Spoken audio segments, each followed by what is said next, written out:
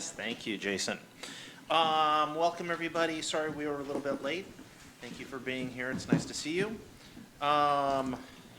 Please turn your cell phones off if they're on. Tonight's board meeting is being live streamed on YouTube. Board members, please remember to turn on your microphones and speakers at the podium as well. If audience members would like to address the board, please fill out a public comment form on the back table by the entrance door and turn it in to Deb Ornalis. Public comment is taken for items not on the agenda. Each speaker is given 5 minutes. Public comment on items on the agenda is taken at the time of the item. Each speaker is given 5 minutes. All right. Let's do the flag salute. Carolyn, would you lead us in the flag salute, please?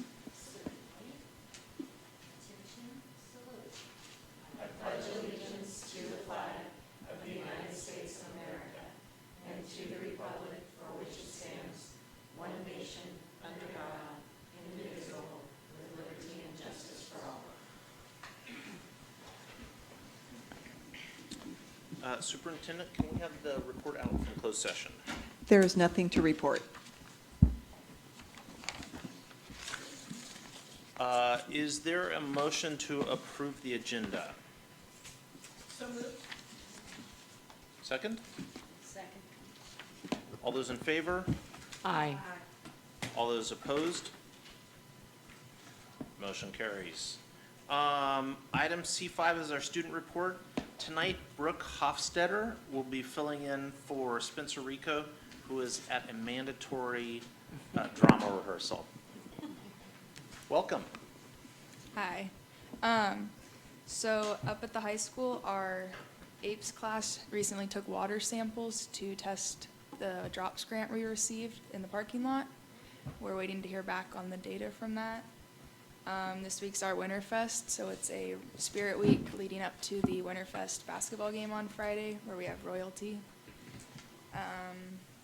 Our drama department is working on their play, Almost Maine, that Spencer is in. Opening night is tomorrow, and it plays this weekend and next weekend. Girls basketball just had their senior night. Boys senior night is next week. Girls wrestling just had their senior night. Our spring sports start January 28th. Science Olympiad just went to Los Angeles to compete in a high-level invitational. They brought home 6 medals. And our VEX robotics team just competed at Google. And we had our blood drive today with 38 donors signed up. I don't know how much blood we got, though. Thank you. Debbie, is there any public comment? None received. All right.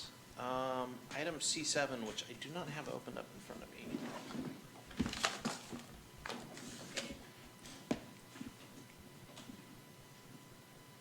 Sorry. Yes. I can't remember. Am I supposed to read these in advance? So acceptance of donations. This month we've had Carolyn Myers, Life Touch National School Studios, Orrin Thompson and Valley Paving, the Homestead Exchange. 2 more donations from Life Touch, Jennifer Harris, Canteen Services, Your Cause PG&E and Company Employee Giving, Wells Fargo Foundation Educational Matching Gifts, and another donation from Life Touch. Is there a motion to approve the donations? I so move. I'll second. All those in favor? Aye. Opposed? All right, thank you. And our employee organization briefs. And it looks like CSEA is not here tonight. They apologize for not being here. Lisa contacted me and said that they had some conflicts tonight, so she sends you all her best. Great. And so UTA.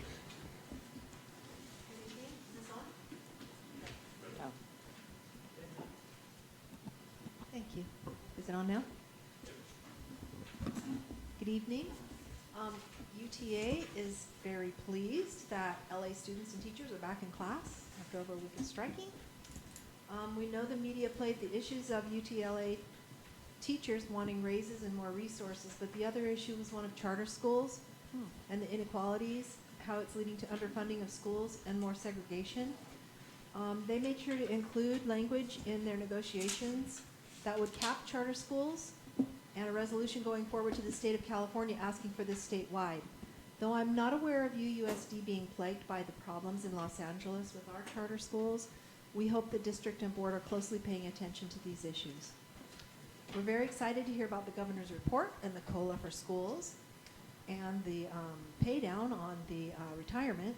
I'm personally looking forward to the UUSD Science Fair. We still need judges on Thursday, February 7th from 12 o'clock until you have to leave. So please contact me if you're interested. Thank you. Thank you very much. And now our leadership report.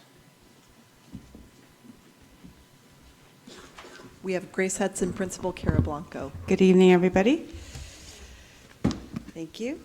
Okay, so start out our leadership report. I just wanted to report on a couple things that we've been working hard with administrators. One is the California Principals Support Network. Thank you.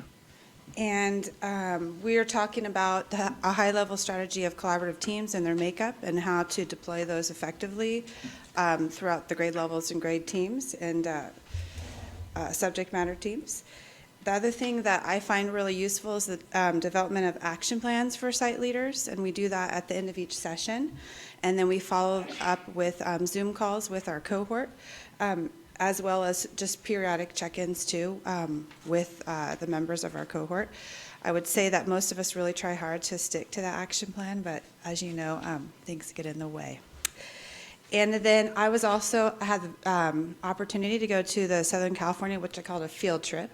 So I had to drive a minivan. And it was a really fast, busy trip.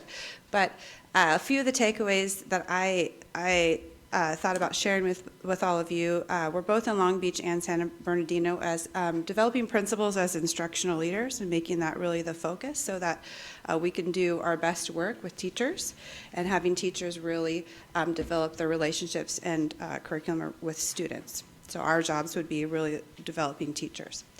The structures to support the development of school leaders had a lot of really great programs to take a lot of our leaders within the classified and certificated realm and moving them up through, I guess up the ladder, you would say. And there are a lot of attendance and discipline strategies and supports that I think we took away from that. I know one that I took away was who's your person, and I thought about, we have this area of 4th and 5th graders that might be missing school a lot and figuring out who is the person that they really connect with on campus, as it might not be their teacher, and developing that relationship so that they want to come to school and somebody else to hold them accountable as well. Okay, Grace Hudson. So positive culture. So we have a school-wide song that we sing at the beginning of every Golden Awards Assembly. We started this last year. I think I'd already given my report when we did that. I will not sing it because it's this. I knew, I could tell both of you were looking at that. I will not sing it. This is televised. I don't want my voice out there on YouTube. Might be discovered and have to leave Ukiah Unified. Right? It's really great. Of course, Meister Kathy is the one who wrote it. Yes, and we do have a recording. I'll have to send that out to you, all to the board members. It's really cute. I recorded it with all the kids singing. And then I developed this really cool thing because, in the winter and after break, and it's kind of hard to rev up some energy and enthusiasm around coming back and teaching, right? So we're doing a winter wellness challenge, which is similar to a bingo game, and each section has something where teachers have to do one thing a day that has to do with self-care or instructional leadership. So connecting with their colleagues or somebody else on campus. And so, and then of course I'm soliciting businesses to give us prizes so that they could, every time you get a bingo, you're entered into the drawing, and then teachers can win prizes. And then, of course, we have our weekly and monthly school-wide Barbaletto celebrations. We have one tomorrow, so I'll be going home tonight and making cupcakes and popping popcorn. And our monthly Golden Awards assemblies are getting better and better with lots of different types of awards that support student learning. We just finished one of our videos with Chris Kinney for Cafeteria. It's a silent film, and it's interesting on purpose, yes. Sometimes when you have showing videos to kids and the language gets a little muddled in the cafeteria. It's got these weird acoustics in there. So I'm going to actually put it on loop tomorrow during our celebration for our VIP table and see what happens. I mean, kids like to see themselves on video, right? Our conflict manager program is still going strong, and they're revving up and excited. We continue to have our staff meeting updates, and we're sharing a lot of data, both behavioral as well as academic data, to improve things at Grace Hudson. And the one thing we started new is we're looking at Tier 1 behavior strategies, and we're developing a handbook for teachers. So at every staff meeting, we have a section dedicated to PBIS, and last month we did 4 strategies, and then we did some collaborative work around that. We're typing it up, and then this next month in February we'll do 4 more. So we'll have something that we can help support new teachers with, or somebody who's needs a fresh new idea or forgotten one. So Can you give me an example of like what a strategy is? like, it could be positive reinforcement, like token kind of systems that we already do, but it could be proximity, it could be ignoring behaviors, those sorts of things. Yeah, really looking at the positive reinforcement, but also just talking to the way that we broke it down was why we do it, when we do it, and how we do it. And so there's giving teachers some other ideas too that their colleagues might be really good at a few strategies. So it's also developing the relationships and kind of go-to people. If you have questions around how to, if you're struggling with some student behavior, you can go to that person to help support you. And then this thing, the last one we started was mindfulness and yoga. So this is a Tier 2 behavior support that we just started last Thursday. And we have a teacher in the community who is a yoga teacher, but she also has done a lot of work around mindfulness with students and done some trainings back east. And so what we're doing is we have had teachers get together with their colleagues and choose 9 students actually, 9 students who might benefit from mindful and yoga practices for a 6-week period, just once a week during their PE time. And we'll look at some data around that and see if that's helping them focus a little more in class. There's that. Academics at Grace Hudson, our learning rounds, we're headed into our 2nd round. Our problem of practice was developed last year when we had Oak Manor come over, which students will have collaborative conversations using complete sentences and academic language in a respectful way. Obviously, this is a foundation for a dual language immersion school, so we're really trying to strengthen this practice in the classrooms. Our implementation of Adelante and Benchmark is going well. My teachers like most of the components, and they're excited about it. One of the writing components, I have a little work sample here, is part of Adelante is point of view in writing, and a 2nd grade teacher had her students write in the point of view of a principal. And so they're in Spanish, but it's really cute what they think principals do and what they think I do. They think I eat bagels and drink tea and look for kids to get in trouble. It's really cute. And tell teachers what to do. That's the other one. It's really cute, though. And so that's just a really cool artifact that's showing that we're using the program, but also the writing is really deep and engaging, and they really like that. We also, this actually came from the Principal Support Network, is a Keep, Drop, Create process, where we looked at our Unit 1 and Adelante and Benchmark and looked at the things that are great. So those are just some examples: phonics, readers. We did some work in the staff meeting around what we love and want to keep about the program. There's some things I'm going to drop. There weren't that many, so no worries there. There are only 4 or 5. But the fast pace is what we're challenged with right now. And some of the theme orders, especially down in the younger grades for Spanish, don't necessarily correlate with how you might teach reading in Spanish. So we're looking at that. And then we're creating a lot of anchor charts. projects for small group instruction. And that's really what we're looking at in terms of anchor charts, GLAD strategies, and smaller group instruction. And that's kind of leads into the next one. And that's really what we're looking at to support our problem of practice, but also to guide oral and written language development. We've restructured our ELD time, and we've embedded it into, for the upper grades, their English language arts already. And so it's aligned to the SLA and ELA programs, the ELD program. They have 40 minutes of time where we have reading intervention and support staff pushed in to the class at times, so that's really centered around small group instruction and based on the language needs of the students as well. Leadership network, it's really awesome. We were talking about it today. It's been really fruitful in terms of what we're taking back to the site and actually working with. We've had some really successful time together unwrapping standards and developing targets, and we're really excited about that and correlating it with our new adoption. Small group instruction, we're pushing that up through 3rd, 4th, and 5th, and that is an expectation that I have for our teachers, so that we're doing our best to support our 4th and 5th grade readers as well. And then our PLC, which aligns with the Principals Network and really centered around discussion on data, looking at common lessons, and then creating common formative assessments and talking about that to improve student success. Okay, any questions? That book is precious. Isn't it? I don't think in the 2nd grade I was able to write that well in English, and it's amazing that we have kids that are gringos that can kill it. And what they're saying is just super cute. Yeah, Super I had my husband read it, and he's a native Spanish speaker, and he goes, "Are these native Spanish speakers?" And I said, "Nope, they're not." Very impressive. Thank you. Yeah, thank you very much. Super cute. Still making me smile. All right, on to operational systems. Item D1, state budget overview. Penny.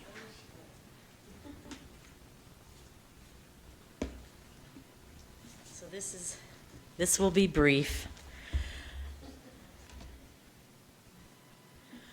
So on January 15th, I attended School Services of California's governor's budget proposal for 2019-20.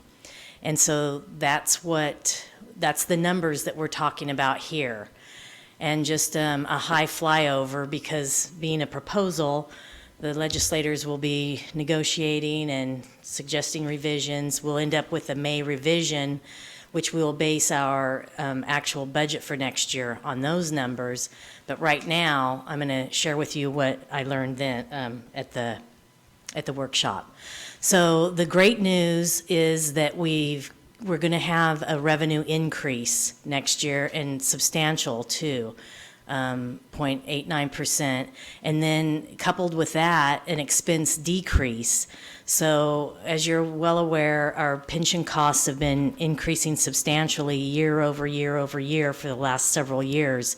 And so what he has proposed to do, which is particularly wonderful for education, is he's contributed enough to the state teachers retirement system, which benefits specifically education, to decrease our increase from 18.13 down to 17.1%, a whole percent less next year.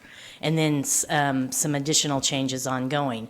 So that was the big picture. These are the details of the revenue impact of the COLA.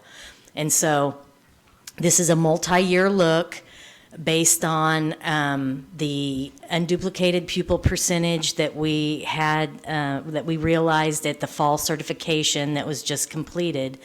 And so there's a slight increase to that UPP, which is what's the supplemental concentration grant funding's based on, and then assumes no ADA change, average daily attendance change, since first interim.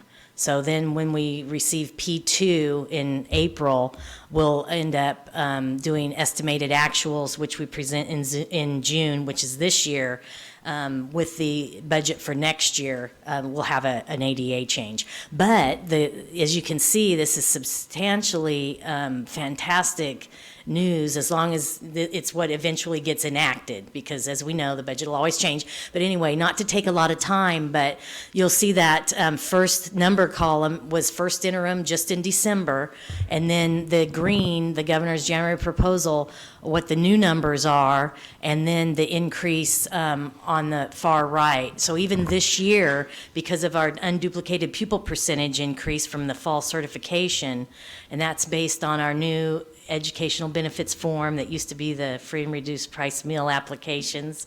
But anyway, so even this year we get another 153,000 for supplemental concentration grant. And then the blue is the total for each year, and then below that is the breakout based on supplemental concentration grant and then our base grant. So the STRS rate decrease is estimated at $284,000 effective next year, and then an additional $229,000 reduction in 2021. So that's wonderful. He did do some buying down of the PERS, but not to the level that it affected the rates. Trustee Nelson, can I just ask a question? Yeah. So does the chart on that incorporates the STRS rate change as well? This is just the revenue, and then this is just the expense. I'm showing it because this is just the revenue changes. So no, Megan, it Okay. wouldn't, that would show up in Okay. the expense, a reduction in expenses. Right. Of- So by that increase much. in lovely. revenue and Right. decrease in expense. Are you going to show equals- them us together at some? We will for second interim. Okay. Yeah, and we'll present that in March. That's the picture we take as of January 31st, so all of this will go into that formal report. This is just the Okay. information to share with you since the governor's budget proposal. And it was such good news, we couldn't wait to share it.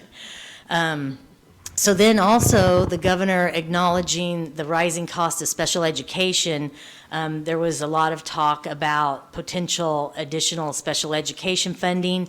There are absolutely no details at this time, but then the folks from school services that I talked to at the conference that are actually doing the SELPA review for the county right now, Debbie Fry, and she said that it would be, they are considering it outside of AB 602, which means it would come directly to districts. So it wouldn't have to go through the machinations of the SELPA and distribution and all that. It would come directly to districts. But we have no idea what it is, or if we'll actually get it this year.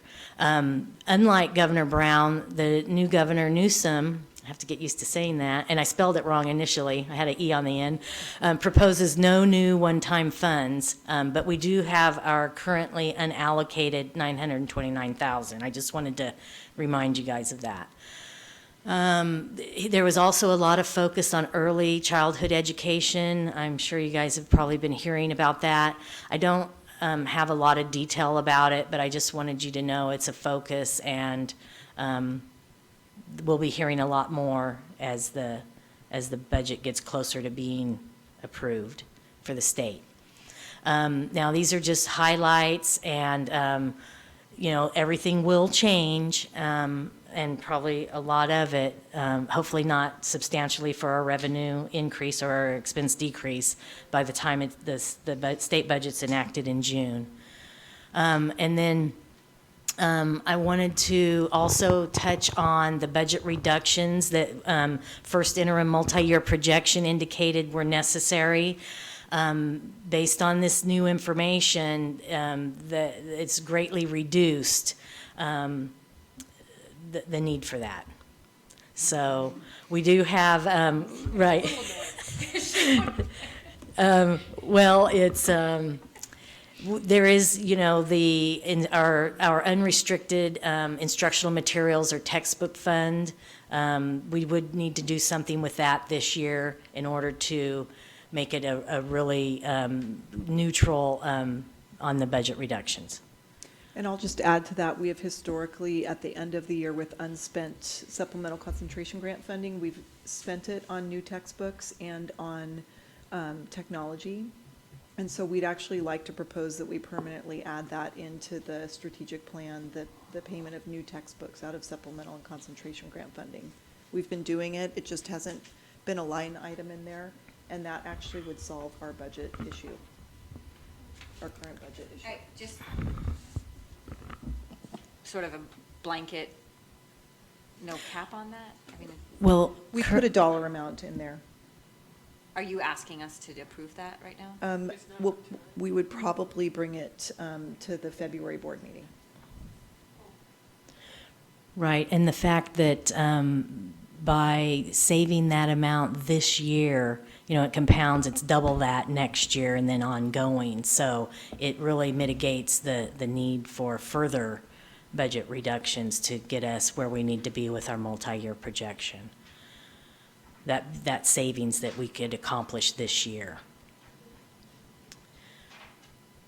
But I know you'll need some more information. I just don't have that right here. And Penny, I want to say thanks to you because we're processing this information as fast as we can. I think they Right. went to the workshop last week. Yeah. So we are really trying to get that, and that's why we don't have more information. We just need a little bit more time to process it. Yeah, it's it was really good it was news. startling to me that it was so good that it could help. And then with what we've analyzed, that if we could do something this year, it just makes it, $400,000 this year. Next year, that's $800,000 because we're able to do something this year. I'm raising my. But I'll give you some numbers, something to look at to explain that better. Great. I also wanted to add, this is in addition to the reduction that we're going to get in funding from SELPA for next year. Right. So Which was just finalized Friday. on Friday, that was finalized. We will be getting an additional reduction in our SELPA funds, but the budget picture, the budget proposal looks so good that if we just take some small actions, we should be able to solve our budget problem without having to go into all those lists that were generated and talked about at the December board meeting. I know, it's kind of stunning. So then just process-wise, to be really clear, you're not planning on bringing any budget reductions to us this year? We are not. We plan to bring one minor tweak to you in terms of the funding new for supplemental. new textbooks, but that would be it at this point. Okay. Penny, do you think that it would be wise to, the economy's been good for a long time and a downturn is inevitable. Have you thought much about increasing our reserves or talking to us about that? Is it a good idea? I mean, that it's inevitable that things are gonna go south. And this is such good news. It's not very pleasant when we're talking about reductions, so I'm so glad that that's Right. not the case this year. Right. But It's, any thoughts? to And I me. don't wanna pin you down if you feel like Right. squirming out of it. It's okay. Well, no, 9% is probably the minimum we would want to have, but, we could see, we have that unallocated one time, and again, reserves only one-time money. So, we could possibly do something with that and get a little more stable. Or just, the whole idea of the reserves gives us time when something happens, that we don't have to do things radically and quickly and perhaps with what's not the best for our students and staff. So to me, the stronger our reserve is, the better we're able to manage, just like we were managing what we were having to do this year until we got this good news. So. And Carolyn? I'm certainly thrilled with this, and I'm glad you brought this to our attention tonight. This was great. I would just like to say I think it's wonderful that we don't have to go back to our big, long lists and look at places to cut. However, there are some areas that I would like for us to look at a little bit more where we've spent a considerable amount of money, especially in light of our trip to Southern California last week and some of the things that we have learned. I mean, I'm just thinking that, maybe there's some areas that we could shift some of our money so that they would be a little more directed to places where we're going to get more results with student achievement. Can I respond to that? We also have projected that we think we'll have an additional $500,000 in supplemental and concentration grant funding next year that we could use toward that, some of those ideas that might come up. But if the board would like us to do anything with those lists, we should have that direction now. We haven't processed those through leadership or DAC, so we would want to do that also. I guess I'm confused. I thought the cuts we were talking about were mid-year cuts, and so we haven't really even planned next year's budget. We were looking for next year. Everything was being planned into budget adoption, which we start, now for next year. Right, okay, no, I'm sorry, I did get that, okay, sorry about that. Well, and this might not be the right time, but I thought that we were, is your proposal, Superintendent, that we not change anything in the budget for next year and keep the exact same plan as it was planned 3 years ago? So we're talking about two different things. We're talking about the general fund. That's what Penny's talking about right now. All those Right. lists that we brought in December, all general fund Right. reductions. Right, So right now, we're talking about that. right, And we would, unless the board directs us to bring those lists back, to consider reductions out of the general fund, we would continue funding all of those things that were on the list in the general fund. So that's one fund. The other is our strategic plan action plan, which is funded from supplemental concentration grant funding. right, I just see it would just surprise me to take one entirely off the table. To take the shelve the list entirely? Right, and then only be talking about supplemental and concentration. So I guess I'm just confused.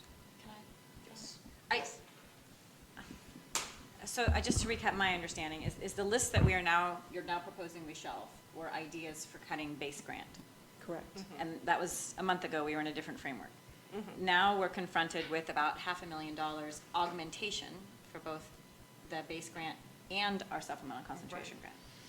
And what it sounded like Trustee Barrett was bringing up is, although this is a happy problem to have, an opportunity to make cuts makes you reflect on what's working and what's not. And that was our opportunity. It was sort of an opening to do that when we were looking at these lists, and it was coinciding with your results from that's what I was hearing you say, your results from your field trip, and like what's working, what's not, do we need to make adjustments? We don't need to make adjustments anymore based on not enough money, but we still found value in that conversation. Is that right? Yes. And so how do we make sure as a board that we continue that conversation about what is valuable and what might need the attention for next year? Now that we're not actually doing it within the framework of having to cut money, but right? Is that kind of what you're saying?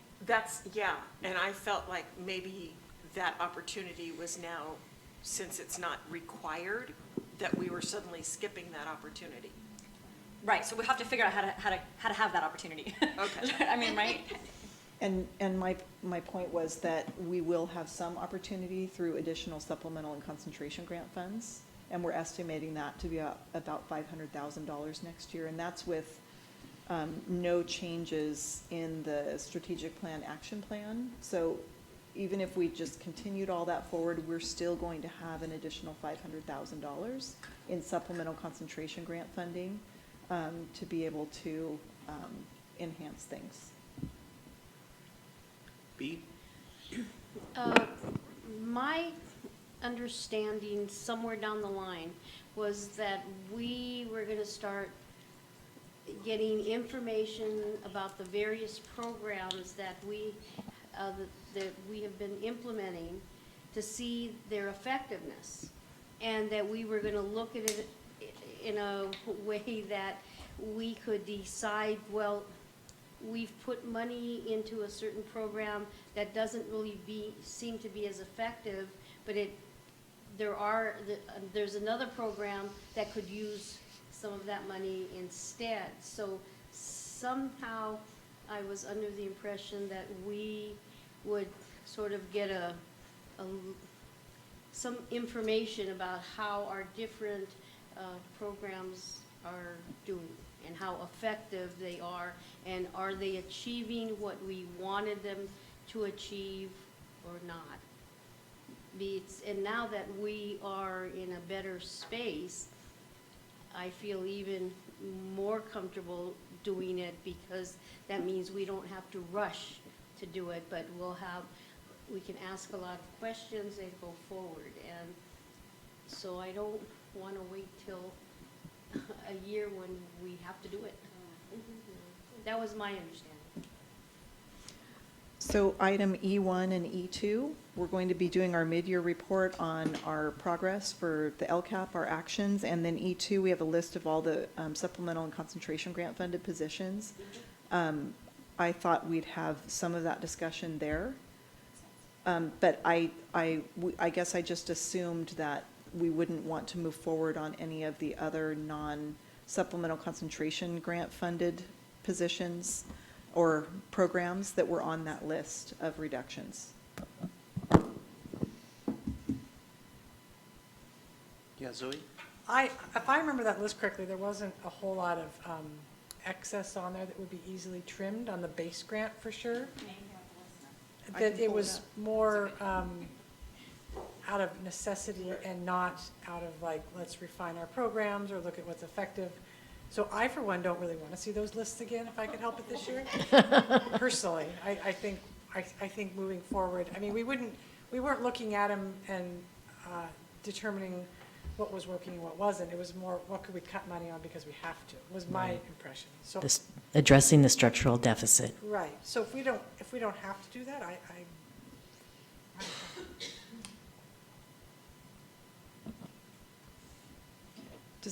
Would the board like a reminder of what was on that list? Because I can pull up the list. No. Not right now. It just causes controversy. It's not, no, it's just, I don't find the list itself very helpful. I just don't want us to limit our options before we've had a full discussion. That's all I was saying, but I don't see any use in revisiting that list line by line. I don't think that's the point. So what would the board like our next steps to be on bringing back those lists? Well, I agree. I mean, I'm thinking we should wait till we get to E1 and 2, because E1 and Yes. 2 were actually, I mean, and I think what Trustee Fernandez, maybe she remembers the list better than a lot of us, but the base grant funding was sort of base. The things that we're doing that are like real program, something new, is all in the supplemental concentration anyway. So there may be a few things, I think, in the base grant that are worth looking at, but not much. we did it last year. Well, there's a few, I mean, I don't know, there's not much. It certainly is not the whole list we would need to bring back. So if we wanted to do some process of program review this year, which we may or may not even want to do, there might be one or two things that we would want to look at in the base grant, but most of the substantive changes we're making are in supplemental concentration grants. That what we think, which we're going to preliminarily talk about today. Yes. I'll just put a little asterisk by that, which is if the board off that base grant list, if there are any positions that impact certificated employees, including administrators, we would need to talk about that in February, because we'd have to give layoff notices. So if for some reason we're all thinking, let's lay off Superintendent. the superintendent and Kara, we would need Right. to tell you that now. Is that what In you're saying? February, Okay. yes. Okay.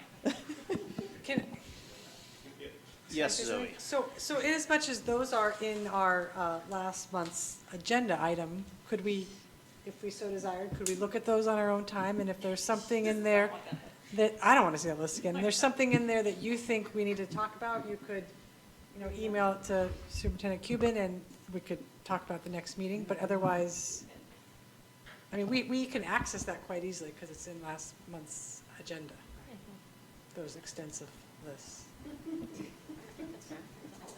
It makes, yeah, on that pleasant note, thank you. Zoe, I like your suggestion. I'm totally flustered here. Oh, one last. We would comment. just want it well in advance of the next meeting, so we'd have time to, so maybe in the next week, if you could look at those lists and email me, that would be great, because we'd certainly want to get stakeholder input also. Penny, thank you for that presentation. You're And welcome. I loved all the good news. Sorry for souring it there at the end.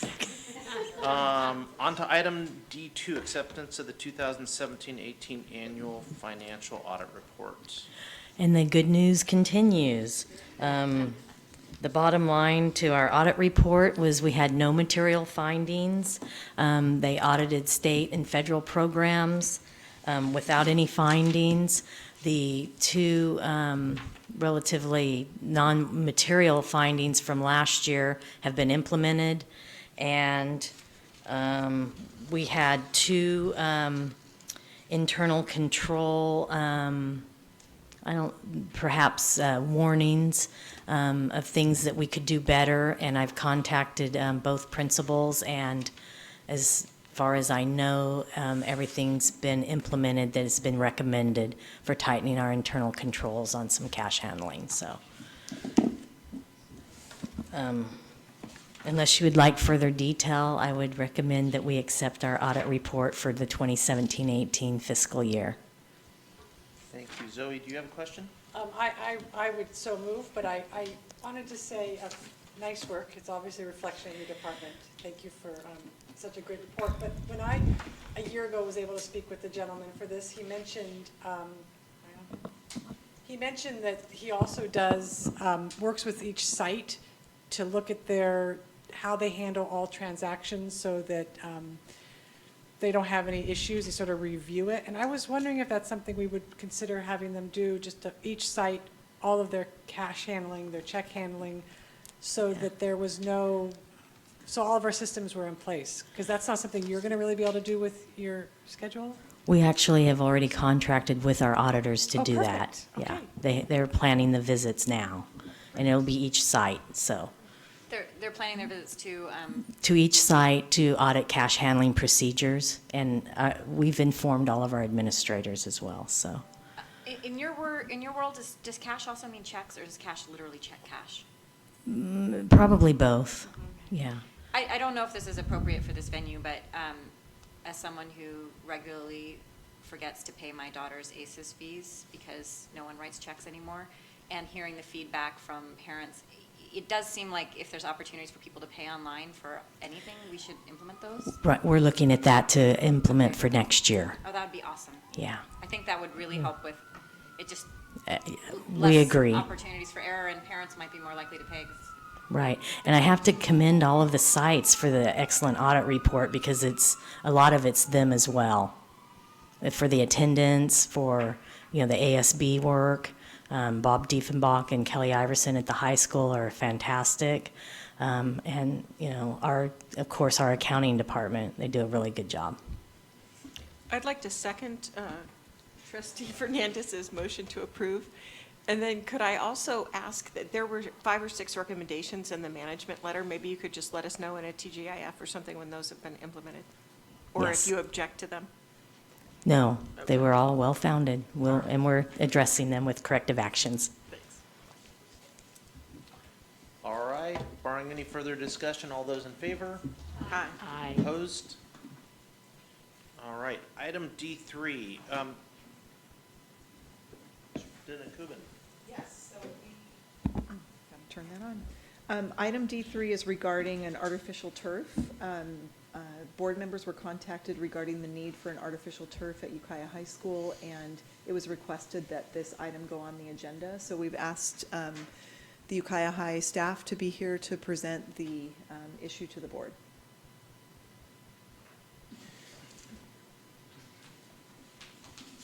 Thanks for the help, guys. And Ty, thank you for being here, and thank you for all you do. Oh, thank you. I'm Ty Yanez, Athletic Director at Ukiah High School, and I had numerous conversations, pardon me, numerous conversations over the past few years, and a handful this year as soon as our soccer season started. We have no artificial surface for practice or games at Ukiah High School, which hasn't been an issue historically because soccer had been a fall sport up until 3 years ago. This is the third year for the boys and the second year for the girls. On a normal rainfall year, that becomes a big problem because our practice fields at the north end of the school are muddy and have standing water in them. So there are little pockets that are smaller than this room that you can practice in, and we have 4 teams that need to practice. Our playing field became, with this heavy rain, we are unable to play games. We will have our first game in 2 weeks. We played up to a point, couldn't play. Tomorrow we'll have our first home game where the field is dried out enough to play. Assuming we don't tear it up too much tomorrow night, it should be playable until the next rain hits. So apologies if I went out of line with my letter, but I decided it was time to let everybody know that what people are asking in the community, what our coaches are looking for, if I may speak for our coaches, is that the board is aware of the situation and, you know, is there a plan to at least consider the possibility of funding the establishment of all-weather surfaces for the athletes. And it's not just for high school athletes. Soccer is it's played in more places on earth than any other sport. Ping pong actually is played by more people, but you can put a ping pong table anywhere, so you don't need to spend big bucks to do that. Soccer is a growing sport. Soccer is basically played everywhere.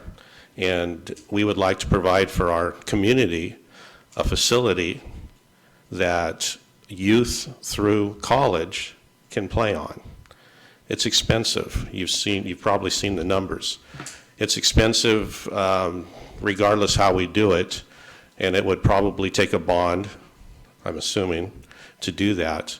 But the purpose was just to get this information out there to make sure that everybody understands how important it is, and to try to provide at some point, sooner than later, a way for our soccer athletes to practice and play without interruption.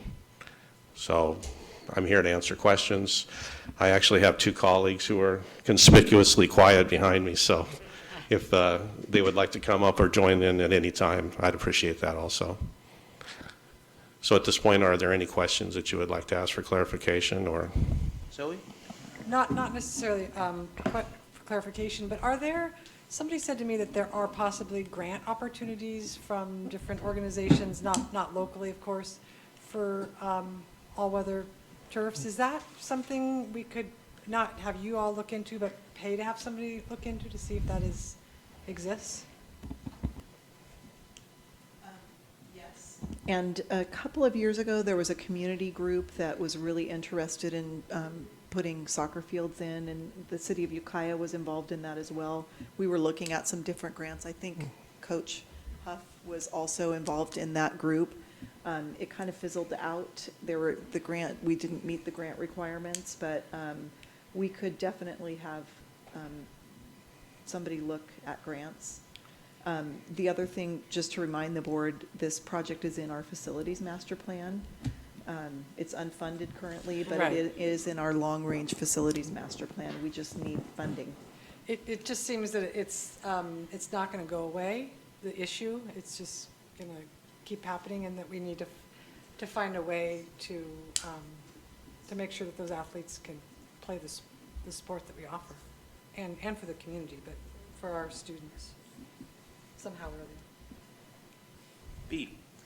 I vaguely remember that there were issues with the artificial turf, that there was problems with it. Have the schools in the south that have put it in, have they experienced problems? Windsor High School had to replace the filler that goes onto their turf, and there's some information. Gordon and I sat down and put together an information sheet. One is completely wrong, and that's my fault. Mendocino College does not have an artificial surface, and that's my error. What? I did, but out of ignorance. Their field's beautiful. I thought it was artificial. I hadn't been there in a number of years. I called and talked to their AD last week and found out that I was wrong. The other thing that's not true is that the new artificial surfaces are not 20 to 30 degrees hotter than the air temperature. Now, instead of using dark rubber, we go to Nelson's and we get cork. But now, seriously though, they use cork filler now. Cork is a lot cooler. It's actually safer.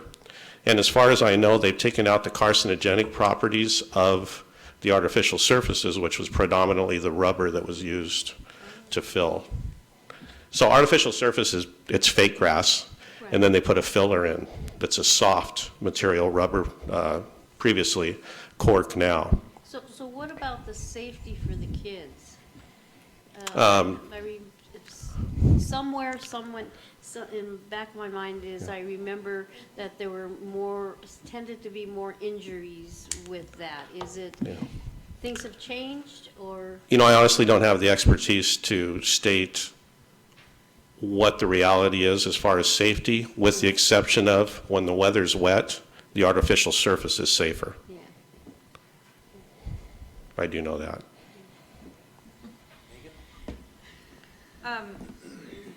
So I was struck by the idea of using the community college's existing artificial turf field, but that's not true. I am so sorry for that. It's a great idea. But I guess in the meantime, since they do have a nice field, is it better than ours? And could we, while we figure out a long-term solution, is there non-artificial turf available to share? The short answer is yes. What Mendocino College representative, their athletic director, has concern for, and that is that we go use their field and then it's like our field now. So we had that conversation last week.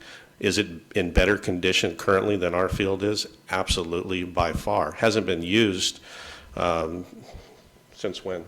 Why aren't they using it? November 9th. Why? College soccer is during the fall. For men and women? Yep. I'm the head men's coach at the college Okay. as well. Yeah. So my other question is, Mr. Yanez mentioned a bond, but I don't know, were there other ideas about how to fund this short of a bond? We haven't gotten that far yet. I think Zoe's idea, we do have some funding set aside for grant writers. We could engage one of the grant writers to actually look for grants. So that's the only other thing that I thought about. We do have some one-time money. It wouldn't be enough to do this project. You just saw Penny's presentation, 900 and some odd thousand. You know, the other hard part is we have a lot of facilities projects in our district. We've got the HVAC system at Grace Hudson that needs replacement. You've seen the 5-year deferred maintenance plan. So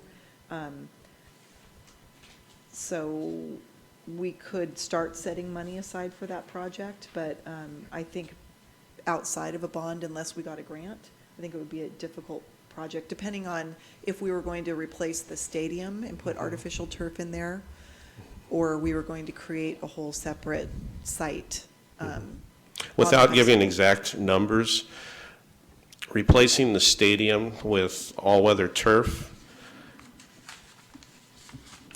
you would have 4 teams that would need to practice on one field, and our stadium is not standard soccer width or length.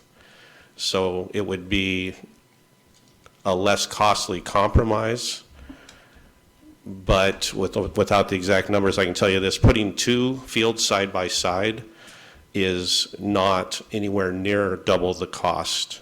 So I wouldn't even recommend that we replace the stadium field. I would recommend that a soccer facility, if the money became available, that a pair of fields would be built on the north end of the campus. So then the football players would, I'm sorry, but would continue to play on grass. Mhm. which is And during the expensive. fall, it's not a problem. No, It's- so in a couple years, someone's not gonna come say, all the football players are playing artificial, why don't we have one? Da, da, da. You sure? Because I remember this. No, I'm not conversation sure. with I Yeah. remember when we put in the track and everyone was like, no, no one's doing artificial turf. And so I just wanna make sure technology doesn't change again. Yeah, no, I can't say that with certainty. But no, right now, nobody's clamoring to play football in artificial turf. Well, some schools have it and others don't. Cardinal Newman is redoing their field in artificial surface. I know that because I see the well, yesterday we had them all up here, principals and athletic directors at the high school for the first time in 35 years that I've been around, which was wonderful. I can't tell you that somebody won't be up here. It won't be me, guarantee you that. But it sounds like you're recommending that if we're gonna make a substantial investment in soccer fields, we do it at the north field, do 2 at a time, and make like a soccer place. That would be my recommendation, with the caveat being you get the soccer experts on whatever committee is put together to come up with the best idea. My soccer ignorance is deep, Guess so, yeah. so. Eduardo, you need to come to the podium, please. If I just speak. So I know we're focusing on soccer, but, talking to the PE teachers, it's a facility that I think more than just soccer could use. We do practice, football starts practicing in the spring. So, if you go to those back fields, they get torn up, all year round, and Coach can say it's pretty dangerous for our kids to run. Even in PE, there's twisted ankles, there's a lot of things that can be a problem. So I know we're focusing on soccer, and I don't want to take the focus off of that, but it is used more than just soccer. And I'm Shane Huff. I'm super thankful, and this is my second year at Ukiah High School and the PE department, and I'm the varsity boys coach. Graduated here a few years ago, and it's kind of utilization of space, and we don't have a ton of good quality space for physical education. We have a lot of space, but to be able to utilize it at different times of the year we're very limited. Even when the spring comes and late rains and we're wanting to do activities in physical education out on that main field, there's many times that we have to adapt and adjust and completely change the unit that we're going to do because you cannot utilize those fields because they don't drain well enough. And I should have put this in my contract for a stipend for brand new shoes at the end of this year because I'm going to need brand new shoes after coaching this winter season. There's just nothing out there at all that we can use for these poor kids. My poor kids have had 2 home games. And one of the big things for me and my personal experience is athletics is an extension to the educational process. It's part of their learning. And personally speaking, I use this as my tool and my motivation to stay in school and get grades. And I went on and got an education at college, got a master's degree, ABD with my doctorate. I never thought I'd ever do that. First generation grad from my family. Soccer, athletics was why I did that. And there's so many kids that I use, special population of kids that don't have, or very similar to my background, that don't have the support or the know-how of what it means to go to a 4-year university. They have no clue. But then I can step in and guide them. I can make them feel confident. But it's very difficult to get buy-in with your kids, and even in the physical education department, when you don't have the facilities necessary to teach the kids what they need to be taught with whatever unit, and in this case, in the winter soccer, to make it viable and exciting and something that they can feel proud to be part of. And for me, I'd be more than happy to be part of the process. I'd be honored to be part of the process. I'd learn a ton, and I'd love to be part of the solution. And I'm confident in our community because we've got a great community that we can make this happen. Our kids deserve this. Our young people deserve this. And currently, the way it is right now, I mean, my poor kids, we're on a blacktop. The varsity girls practice in an elementary gym. Is that really fair to these kids? Not even close. And in all of Mendocino County, there's not one soccer-specific field. And I would strive and really promote, if we really want to make this part of the extension of the educational process for these kids and for them to continue to grow and strive to continue to be student athletes. And this is what they hold on to. Let's look at the NCAA standards, because that's where they're going to go to that next level. And the minimum standard field that they can get to play at the NCAA is 70 yards wide and 115 yards long. And when I played, and Mr. Nelson played high school soccer, it was 63 yards wide. Well, when they did the track, instead of trying to take into account of a different sport, they just said, well, let's narrow the field. And so it's 60 yards wide now. So we're not even remotely close to having the proper width or depth for a playing surface for our kids.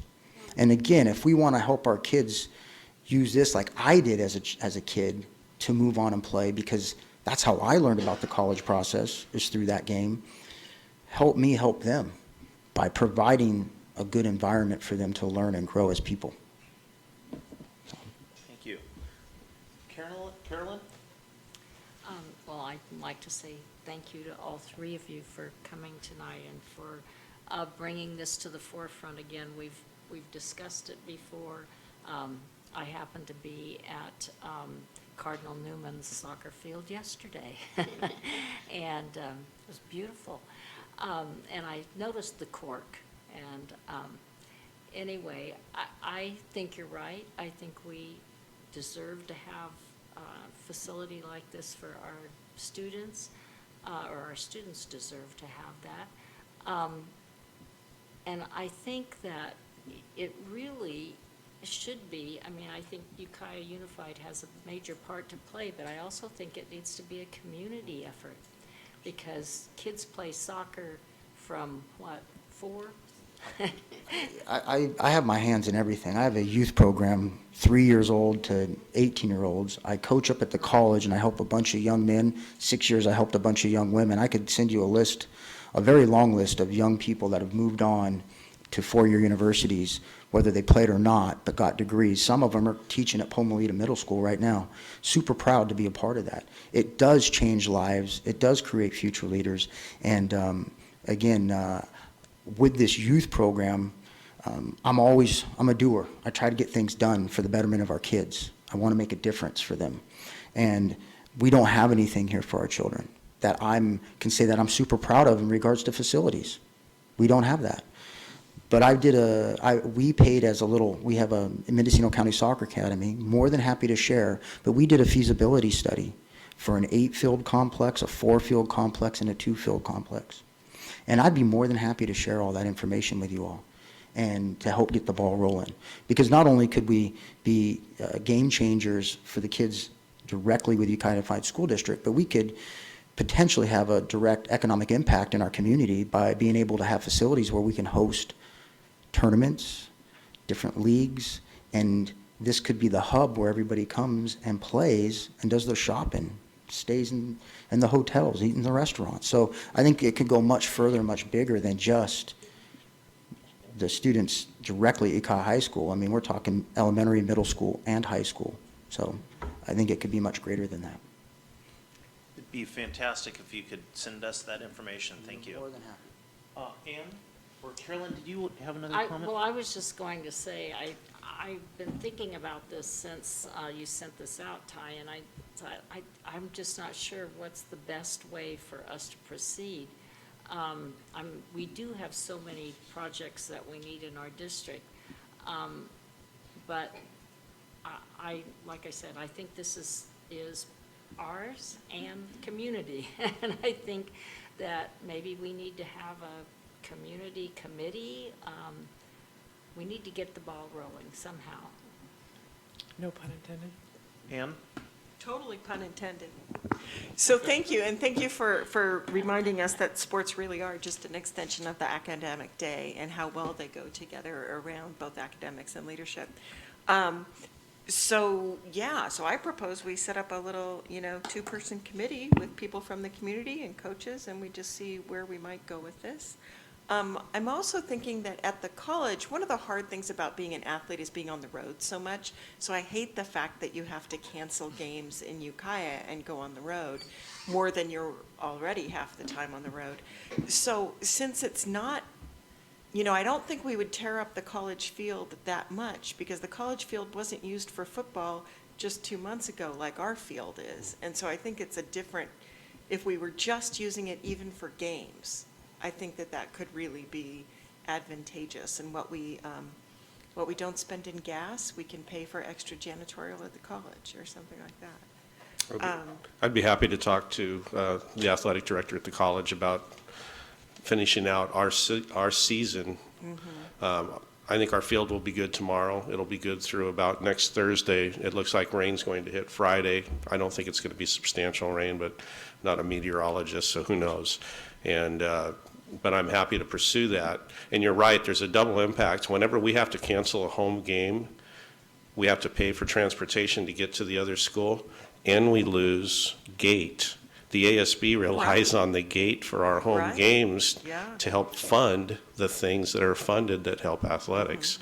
So it is a double whammy. Yeah. And I know it's already been stated, and it doesn't change the fact that nobody has an extra $2 million laying around, but there are a lot of other schools. There are 12 schools in the NBL now.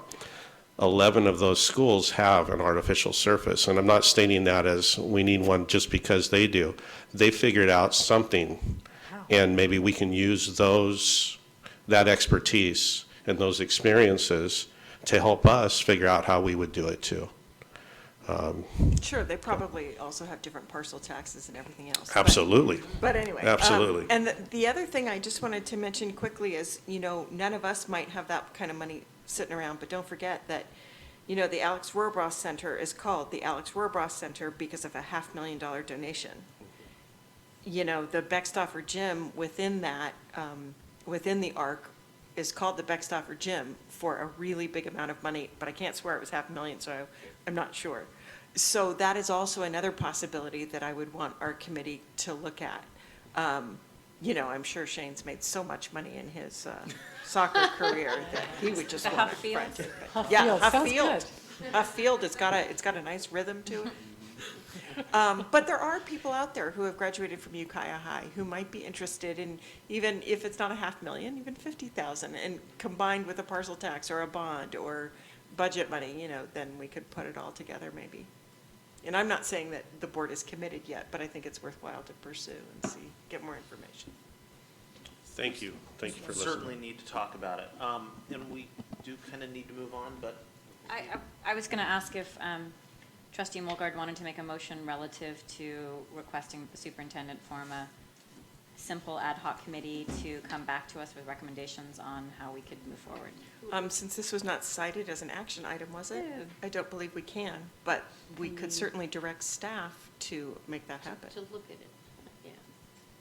Is that acceptable to you, Superintendent You don't Cubitt? want I just don't want us to chit-chat and do nothing. I agree. I agree. I mean, we can do that. yes. I had just one more thing to add. I feel like I'd be remiss. I had a parent contact me after hearing that maybe we were going to spend $2 million on a field, pointing out the pool house conditions at Ukiah High. So I just wanted to Yeah. bring that to the board's attention, which is also in our 5-year deferred maintenance plan unfunded, so. This was a last-minute informational item. Thank you guys for putting it together and sharing part of your evening with us. Thank you. Thank you. Thanks. Okay, Katie Summers, item E2, second quarter LCAP and strategic plan, action plan update for 2018-19.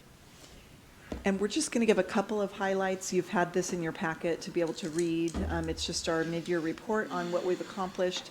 And I want to give a huge shout out and gratitude to our Assistant Sup of Ed Services, Katie Summer, for all of the incredible work she does leading this work in our district. I really appreciate you.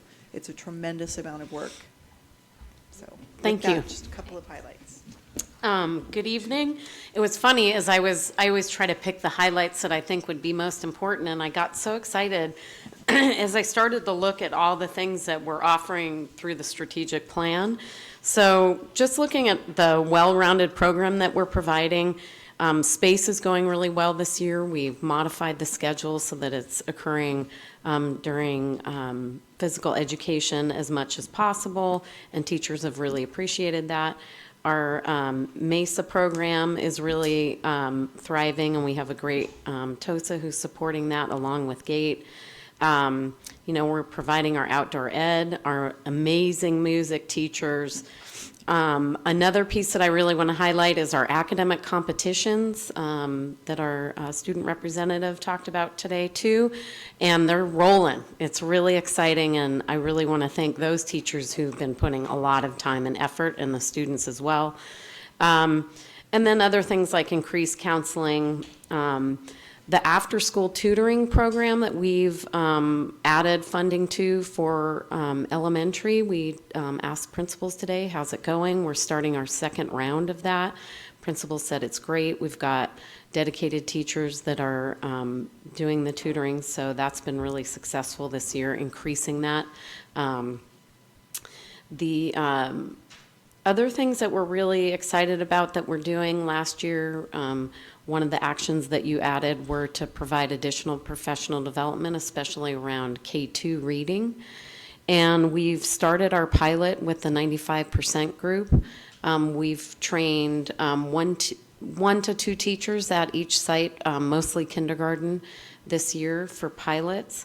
And we plan on bringing back a plan to you, two and a half year plan to implement the 95% group after a pilot using the low performing student block grant. And we'll give you some more information about that at our next meeting. But we're really excited about the work. The feedback we got from teachers was this was the kind of training and support we needed in teaching phonics and phonemic awareness. And so it's going well. And we have our other 5 sites. So Nokomis this is their second year piloting. Our other 5 sites are just about to have their on-site coaching days coming up in March. So we're really excited about that. We've also, looking at our mathematics, we've been doing some little pilot groups with our teachers, what we're calling a math study group, where we've been working with some 4th grade teachers, trying to come up with a process, a planning process, sort of a learning and planning process with our teachers around our mathematics and our curriculum. And we've gotten some really good feedback, and we're going to work with 5th grade coming up. We're going to invite, we have 2 schools doing it right now, and we're going to invite, we think we might just invite all of the 5th grade, because it's not that many teachers actually, and see who comes. So it's a fun pilot that we think has been very beneficial, and we've gotten some really positive feedback. Some other highlights that we wanted to share with you were the communications officer. In terms of Facebook, one of the things we wanted to highlight was our greater presence on Facebook, sharing things like activities at the sites, parent engagement, middle college, all kinds of great things that are happening in our district. And in 3.5 months, we've increased the number of likes. You know, people like the Facebook page from 3,150 to 3,700. So we've added almost 600 folks. And then we are really increasing the amount of people that we're exposing our posts to. And I'm not really sure what the correct term is for that is, but we've been able to even post to where we're getting out to approximately 25,000 people. So we're really appreciate the work that's happening there and think that's helping. PBIS, we're continuing to implement, and really a lot of work at the high school. And I think our trip down to Long Beach and San Bernardino, we got a lot of really good ideas. So we're kind of talking about how can we incorporate some of those ideas. The other thing, the GREAT program, which is our new gang, bullying, drug prevention program that's supported by the probation department and UPD. That's been going really well. We've moved that down to 4th grade because we really see the need to educate students a little bit earlier. And that's happening at Oak Manor and Nokomis. Grace Hudson is next, and then we'll finish up the other schools. And we're looking at piloting the program in the spring at Pumalita Middle School at 7th grade, because we definitely recognize a need to kind of re-educate students in middle school with some of those activities. So that's really exciting. PK is coming up. We've kind of struggled with PK this year. We had one round of it, and we're trying one more round, a 2 Saturday seminar where it'd be the same as the 9-week course. And we're excited and hoping that we get lots more people, and our family liaisons are, along with PK, are working on the recruitment for that. And then lastly, the middle college. We currently have 26 students at the middle college. We'll be bringing some more information to you next time. But we're excited because we've actually gained from where we were. We lost 2 students, but we gained 3 at semester. Scott's just checked in on them the last week, and we've had 2 recruitment nights. Our next plan is to do some more promotion through Facebook and lots of other ways we want to promote. And so overall, it's going really well. We're excited about that. So lots of amazing things happening, and just thanks to all the people that are working on that. The other thing, the counselors are working on the transitions. The students are getting prepared to transition into from middle to high school. A couple things that we're going a little bit slow on that we are areas that are either in yellow or red. The foster youth tutoring, we were red the last time. We were trying to work with an outside agency to do the tutoring because it would have allowed for a little bit more flexibility. It's actually been a challenge for them to keep staff. So what we've just decided is that we're going to try to do that internally. So we're in the process of looking for some teachers that are interested in doing this in-home tutoring for foster youth. So we're kind of drafting a new plan, a new way to try to do that. And that may be an area that we want to increase some of that funding because that may just, not for this year, but for next year, we may need a little more funding there. Are you looking for credentialed teachers? Yeah, we weren't before when we were Right. using it, but Right. now we think that would be the best staff to use. So we're excited about that, but that is an area that's been a little bit slower. So other than that, we have lots of good stuff going on. And again, if there's any questions about specific programs, B? I noticed the one red you had here that you were thinking of, that we should get rid of, find the fluency in Spanish for, and you can't find someone to do that? Yeah, we've tried to put that together, and it's just not, So should we get rid the of it? yeah, the recommendation is to do that. Any other questions? Not a question, but a comment. Kind of exciting. I was a little excited today. I don't want to jinx us, but we were looking at data today in our leadership meeting. In our leadership meeting, every month, we try to look at some data. We were looking at attendance data today and suspension data, and our attendance percentage for the district is 94.73%. Our goal is 95, so we are so close there. Almost all of our elementary schools are at or above 95%.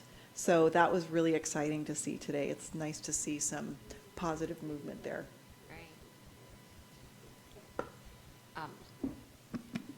I just had a question about is it grape?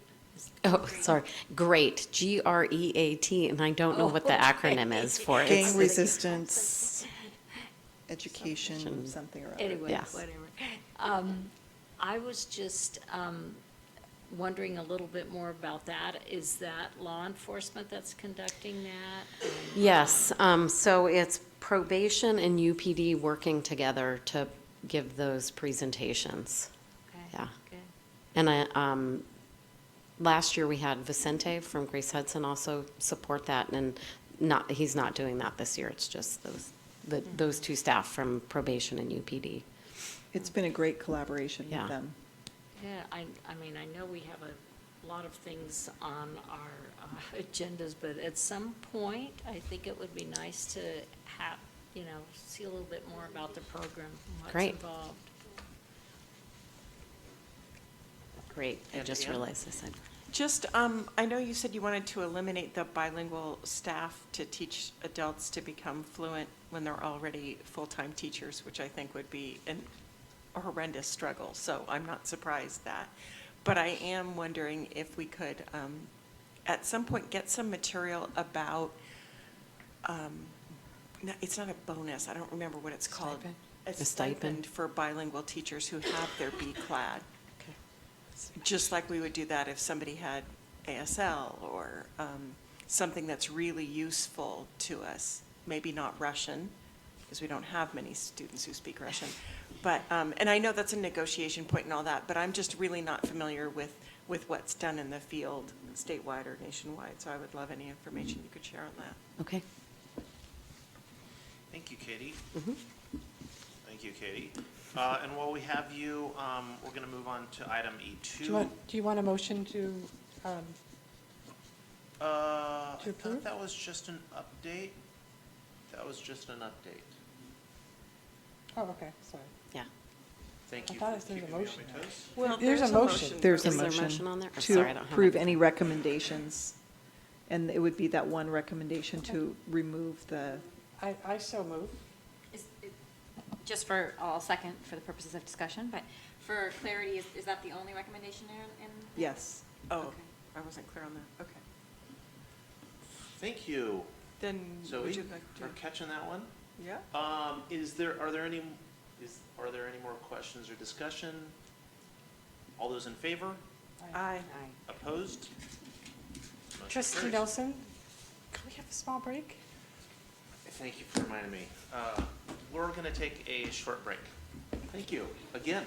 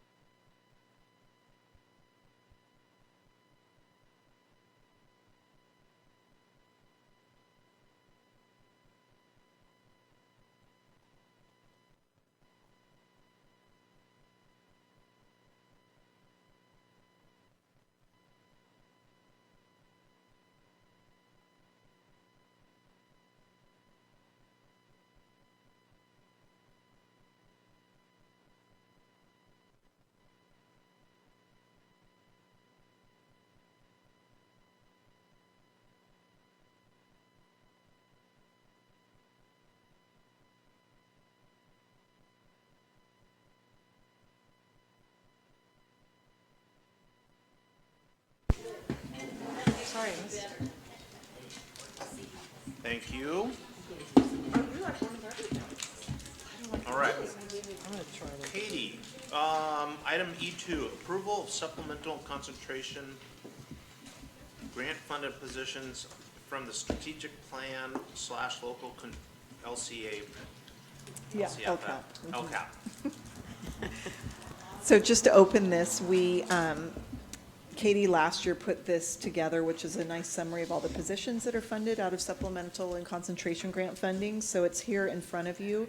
And then also, as a reminder to the board, we also put this is at your table, the strategic plan cycle, big picture. I just wanted to remind the board, we presented this to you last year, just so we can kind of get a big picture around what is our strategic planning cycle. So in our plan, we are in year 2 of our 3-year plan. Certainly, we can make modifications and changes, but we're right there in 18-19. We will be updating our plan for 19-20. And then next year, we would like to engage everyone in a comprehensive strategic planning process. We're in about year 6 of our strategic plan, so it's time to do a bigger process. And although this is not on the agenda today, I'd like to engage Steve Zweiback with us in that process. So we'll be coming forward with a more detailed proposal on that. But next year, we would spend next year engaging stakeholders in creating the 3-year strategic plan for 2021, 21-22, and 22-23. So just wanted to lay that foundation in context. And as I said earlier, we anticipate getting an additional approximately $500,000 of additional supplemental and concentration grant funding for next year. We started a conversation with leadership today about knowing what they've learned from our visit and knowing what our data says, what types of things would enhance our initiatives that we have next year. So it was just a brainstormed list. There was no vetting of anything. So that's kind of where we are in the process. You don't have to approve these tonight. They are technically already approved in our 3-year plan, but if you wanted to make any changes or modifications for next year, we would like to know by February so that we are able to, if any changes are made that require layoff notices, that we could do that by the March 15th deadline. Katie, did you want to say anything else? Yeah, and I want to say the 500,000 is a low estimate. It could be, we had an estimate of about 700,000, but because it's really dependent on P2, so we don't quite know the exact number So yet. we're being but conservative We're being with that conservative on what $500,000 we're number. thinking about, because it's, but that, it could be a little bit more even. So just know that we will have some money to be able to implement some of those ideas that came forward out of our visits. That was extremely valuable, by the way.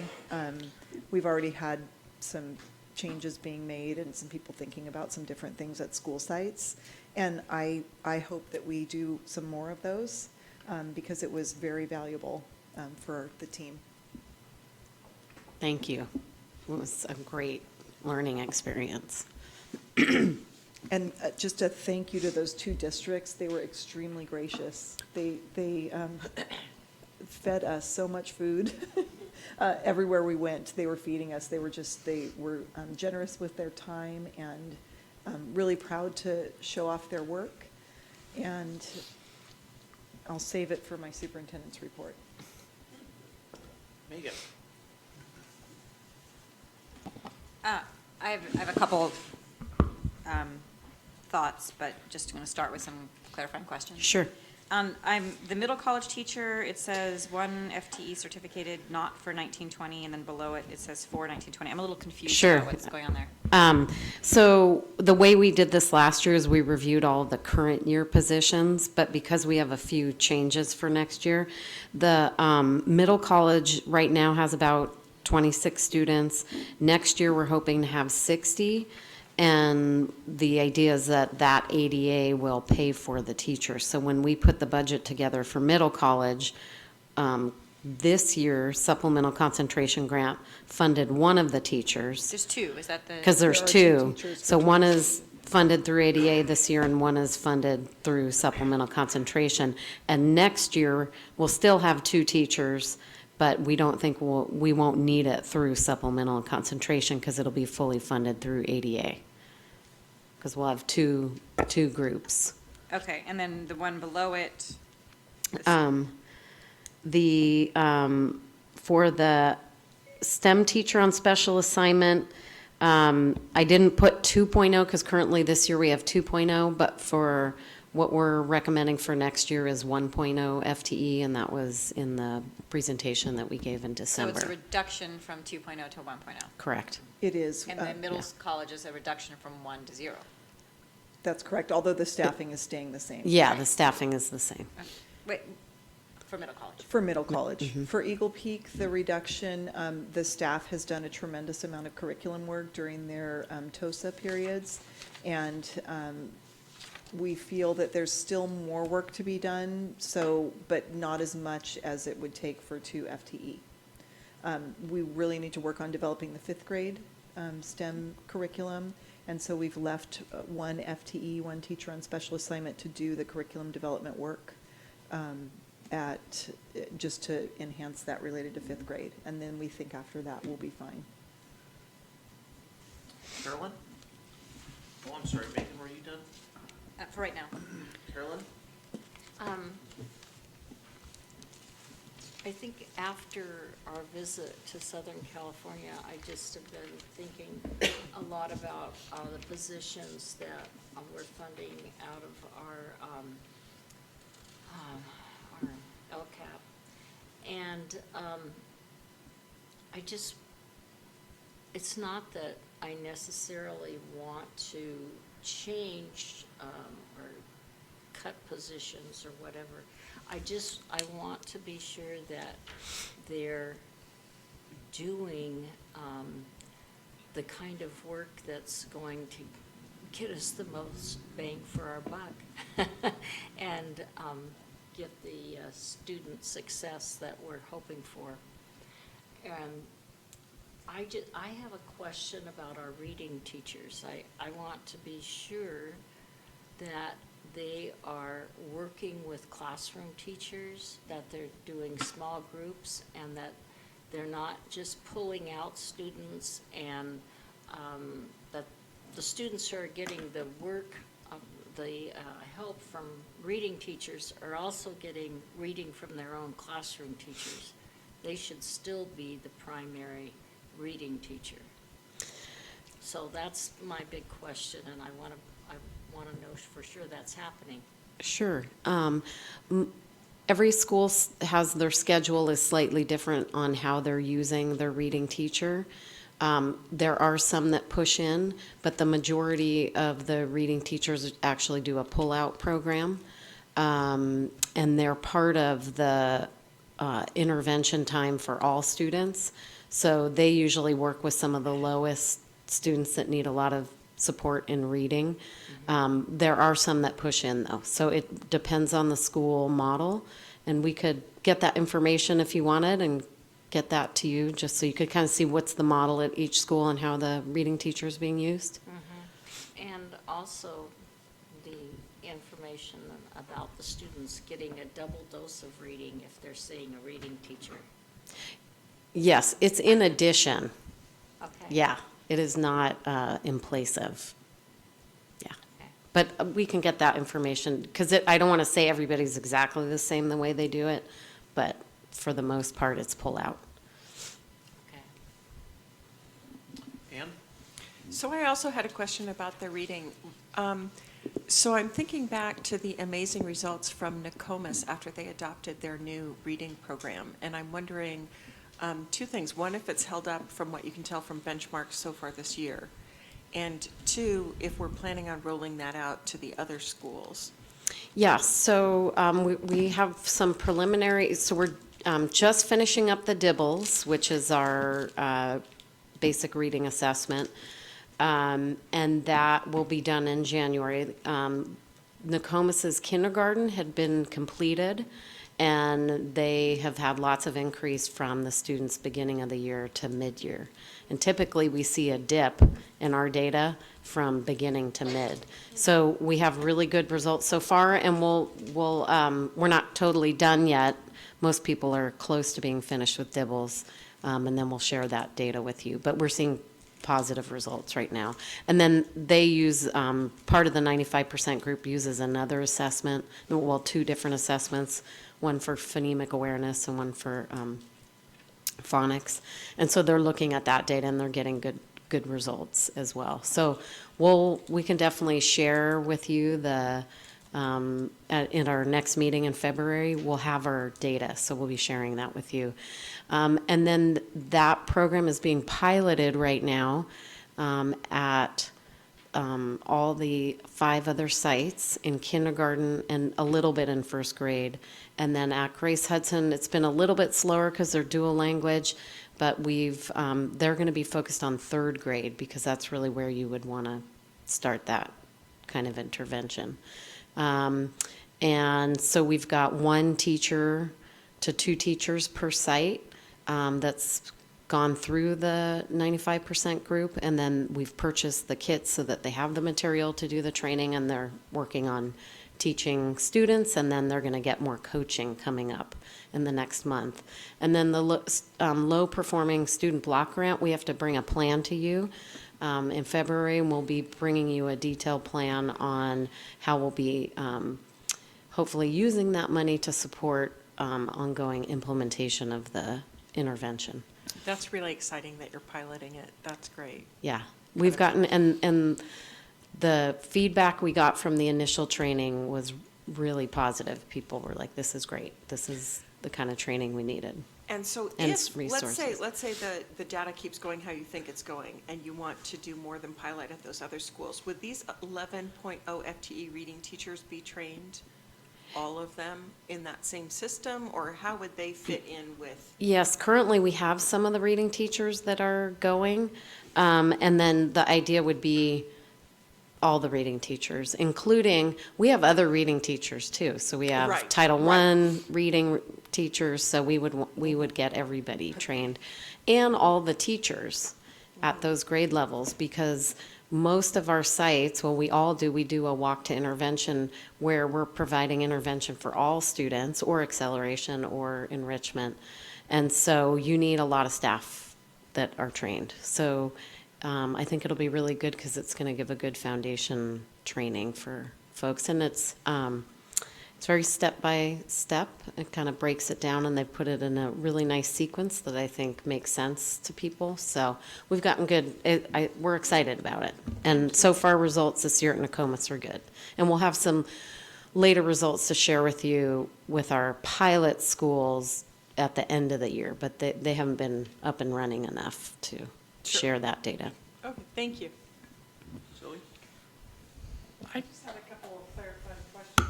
The school resource officer, do we only have 1 of those out of supplemental? I thought both.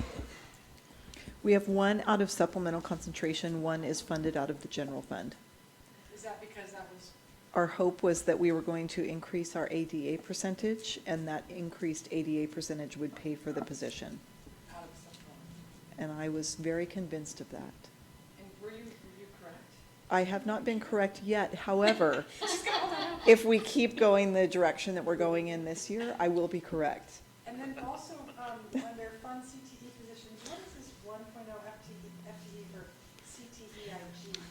So, currently in our plan, the idea is to sustain our CTE programs. And so right now, we have 1 teacher and 1 CTE coordinator that is funded through this grant that we received from the state, the CTE incentive grant. So, yeah, the IAG. So we are, we had strategically put in an increase in funding in that line item next year so that we could continue the additional teacher and the coordinator because they were doing great work. And the state has come out with a new grant, a CTEIG grant, but it's competitive, a yearly competitive grant, and we have applied. So I think we'll know soon. I don't know if it'll be by the February board meeting, but we will know soon whether we receive the grant. And if that's the case, we may not need to fund those positions out of supplemental concentration grant. Yes, I remember we have the one full-time behavior support specialist at Oak Manor that also does district. Mhm. And one of the issues with this person was, is that enough? Is that working well enough so that we don't need to add more in this particular area? I think right now, I checked in with the principals on that today. I know the work at Oak Manor is going well, and how much she's been used outside of Oak Manor. And a couple of schools have had her come. So I think we're okay right now. It does not seem like there has been that issue has been brought up again, although student behaviors are, always there. Megan? Thank you for this and for clarifying the questions we had. And I'm also, I'm really happy too to hear about the expansion of the 95% group. I remember when we all were like, ooh, let's do that everywhere. And you were kind of like, wait a minute. But it sounds like you went forward anyway. And I really appreciate that because I know you initially didn't want to, you were just being more cautious than we were. And I just appreciate you carrying on anyway. I think, one of the things we learned from going down to, well, we've always known it's a good practice, but going to another district and seeing what other districts are doing, but the idea of piloting at specific schools first and getting an idea of how did it go, what supports did they need, do we want to do it, is a really good model. So I want to really thank Nokomis, who they were the ones that said, hey, we think this would be great, and move forward with it first and shared it with everyone. So I think this model of piloting, expanding the pilot is a really good process. So, thank you. And the second thing is I wanted to revisit the discussion, board members, that we started to have in the budget discussion about how are we doing a program review here as a board?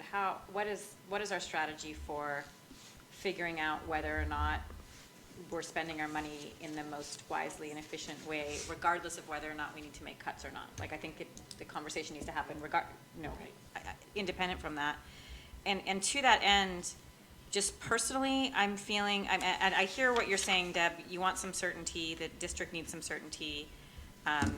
It would be helpful to reaffirm our commitment to these positions. I hear that.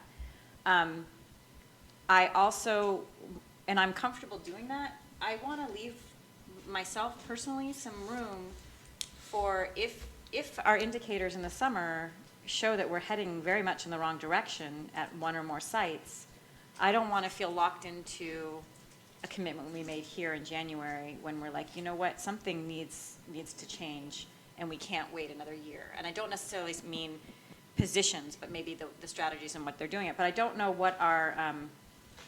what is our line in the sand? I mean, I'm not sure the right phrase, but how do we structure that so that we can be really clear with our sites and with the superintendent that we're committed to, we're committed to the path we're on, but if it's not showing results this year, I mean, I don't want to wait that much longer. If we're not showing that we're moving in the right direction this year, then we will make changes. And that's how I feel that way. So I'm like hopeful, I'm really excited, but I also want to be steely-eyed and like really clear about it. And so I'm not sure from the board's perspective how to do that.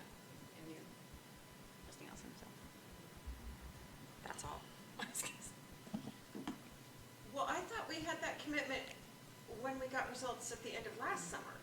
I thought we said that we were going to be talking about it this year so that we could make changes, if any, even minor ones, even test pilot ones, before this upcoming 1920 fiscal year.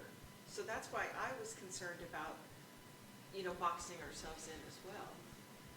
I don't know what strategy it is for evaluation. I guess what I would say is, you know, the last couple board workshops have been very useful to get us all thinking about those things.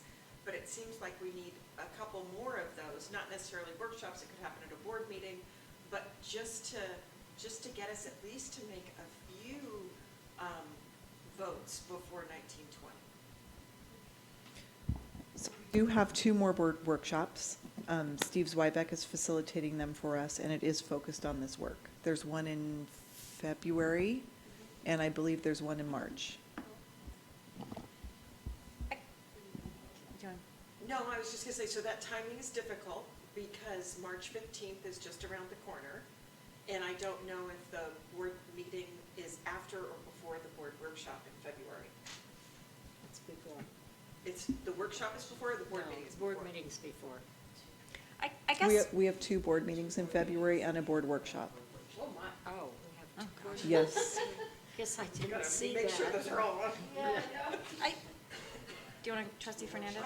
I was going to say, I appreciated the clarification you sent today, and I had to admit I'd forgotten that we were going to be doing strategic planning, which I'm really glad, because I think we'll be able to look at things and maybe think about what we really need to change in a systematic way that's not in like February.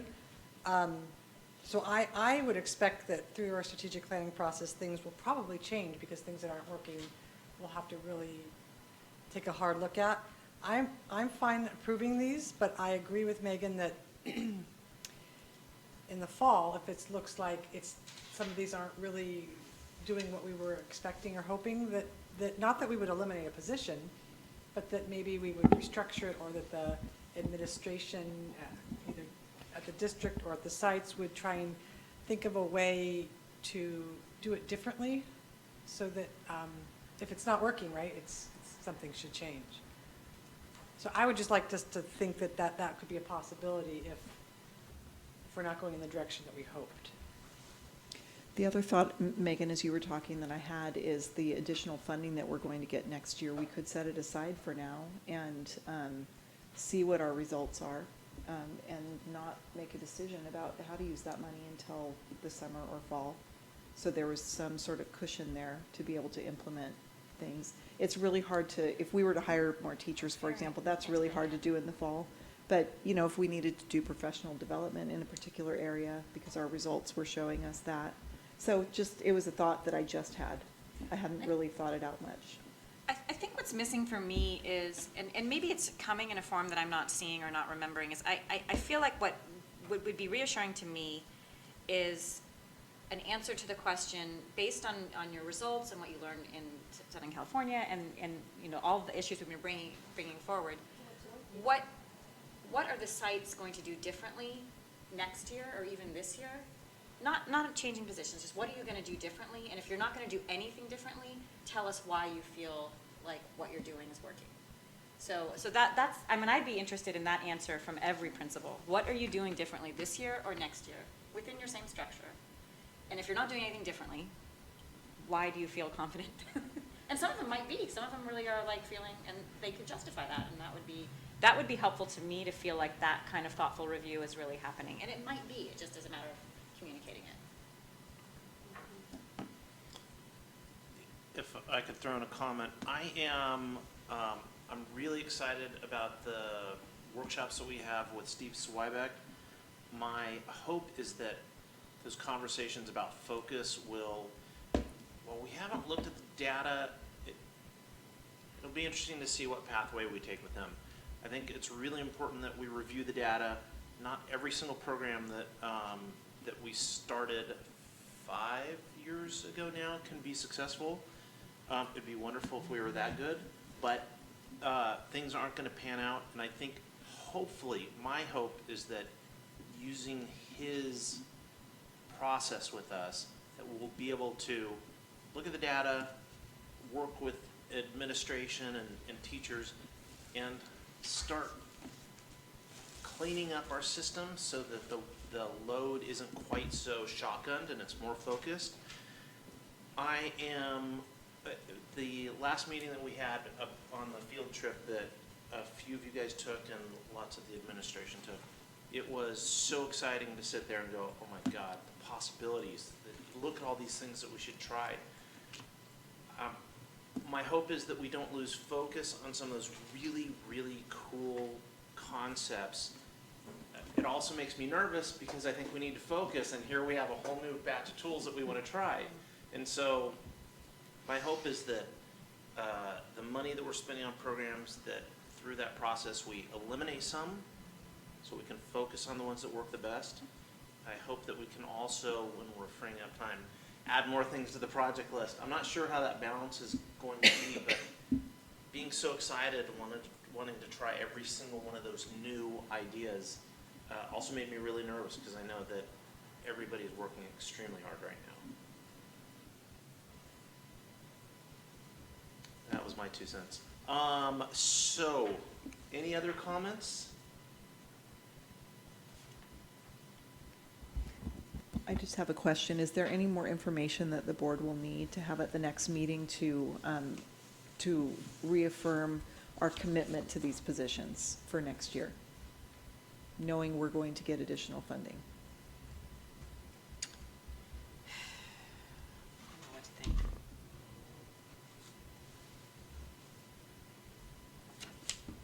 If you think of anything between now and the next board meeting, feel free to send me an email. I just want to make sure that we're prepared with any information that you might need. And we will be doing a data presentation at our next board meeting as well, so you can see our mid-year progress. That might help. Yeah, it might help me a lot, because if it confirms what we saw in the fall, I'm gonna have a hard time continuing with the plan as it was anticipated 2 years ago. Because now we're at this point and it's not giving us the results we really wanted. And I'll just say some of it is hard to measure. Like, our goal with adding counselors was to decrease suspensions. We have not done that in our secondary schools. I would not recommend to the board that we eliminate the counselors. They do a lot of work that doesn't show up in the data. So it's really hard to make that direct. We have our metrics that we've laid out, that the board has approved, that are part of our strategic plan and our LCAP. We'll report on those. But in some of these positions that we have, they're hard to measure, and that's a really good question, Megan, that you've asked, which is how do we measure the effectiveness? Because sometimes it won't show up in our data. But if it doesn't show up in our data and you want to continue it, then maybe you could recommend a couple new data points. I don't know. I'm not, that would be nice to add, but I don't think we can we can't overlook suspension rates going up. I promise I won't. Okay, so, but I guess, I think that that's a good example. I mean, because I have no interest in eliminating the counselors, and just my gut feeling about them and everybody else's is you need a counselor on an elementary school site. But is something they're doing, could their work be changed to more significantly impact suspensions? Why aren't the suspensions going down when They the are at the counselors are there? elementary. They should be.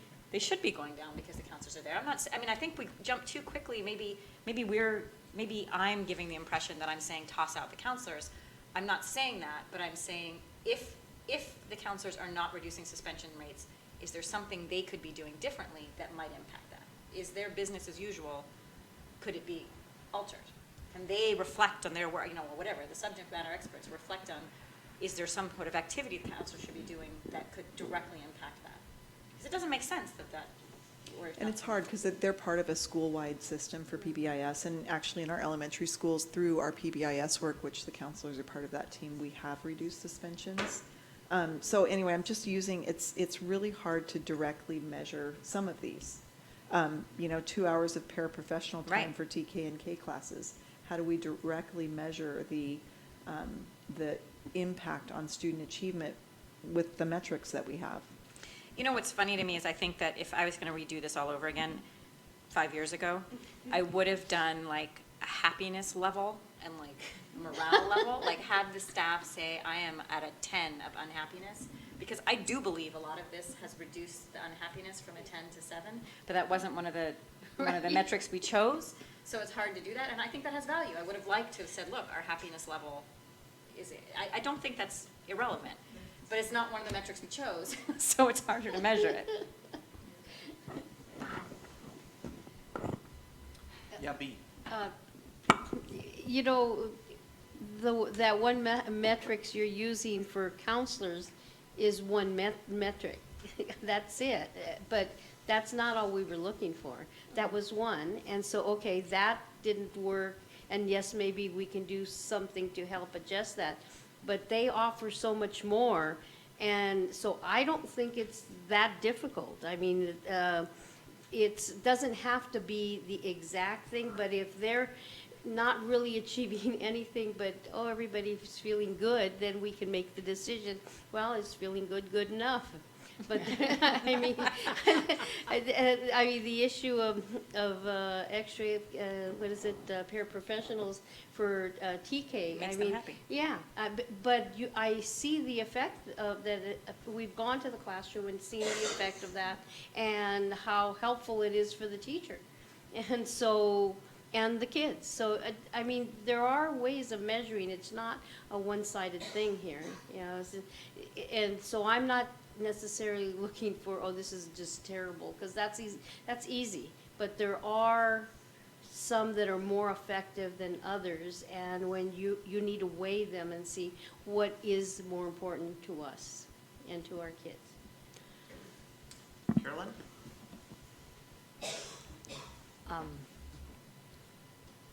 I just feel like we're going to make some progress. I just said to Deb, I really feel like we are. Good. But I agree with everyone that if we don't see the kind of progress that we think we should, then, you know, I think we've got to be willing to say, well, this just didn't work like we wanted it to, and do the hard stuff. Mm-hmm.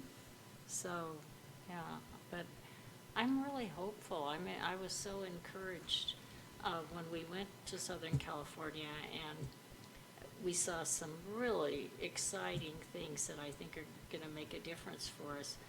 But we also saw some teaching that I thought, our teachers do better than that. You know, I mean, I saw a lot of really positive things in us by looking at them and thinking, they don't do as good a job at that. We do better. So, you know, I think I'm really hopeful that we're going to have better test scores and that our school culture is going to improve. And if that improves, then our suspension rates will go down. I mean, it's all a big picture. Thank you, Katie. You're welcome. I think we're good. Okay. All right, off to item F1, superintendent's report. I think I said a lot of it, just a couple of additions. A few words that I heard from both school districts. They invest heavily in leadership in their district, teacher leadership, classified employee leadership, and administration leadership. It got my wheels turning about. We do some of that in our district, but we could be a little bit more focused, I think. Katie touched on this, but they do a lot of piloting and then expand. In Long Beach, they were doing a piloting on grading practices in their high schools, which was interesting, and about 15% of the teachers at the high school we visited were piloting that. So they do a lot of pilot, expand, and I've always appreciated that. Both districts said go slow to go fast, and that always sticks with me. And the other thing that I wanted to mention, and Carolyn and I had a quick little conversation about this, I was so excited to see our attendance percentage today. And I do feel like we're on the verge, we're like getting there, we're so close. And so that was really exciting to me to see some positive pieces. On Friday, our county superintendents are doing some learning walks together. And so I think 2 months ago, we went to an elementary school in Willits. We're going to Round Valley. We're going to Fort Bragg. And then last Friday, we came here to Ukiah. And so the superintendents in the county wanted to go visit our STEM magnet school, so we took them to Eagle Peak. And it's just really nice having visitors come and comment on most of them said they were very jealous that we had a school like that, and I told them how proud I was of both of our middle schools. Actually, we have really good middle school programs in our district, but they were talking about the equipment. We popped by the STEM Boost class, which is their science Olympiad team, and the kids had just gotten back from a competition, and they were in the process of modifying their projects for the next competition. And just watching the students engage and talking with them about what they were going to change to make their project better was really neat. They talked about the cleanliness of the school and how great it looked. The custodian there was so excited to get that feedback. And they asked if our kids were always that great every time, or if it was just because we had visitors. And I said, we do have great kids, but we, of course, have some challenged kids. At Eagle Peak as well.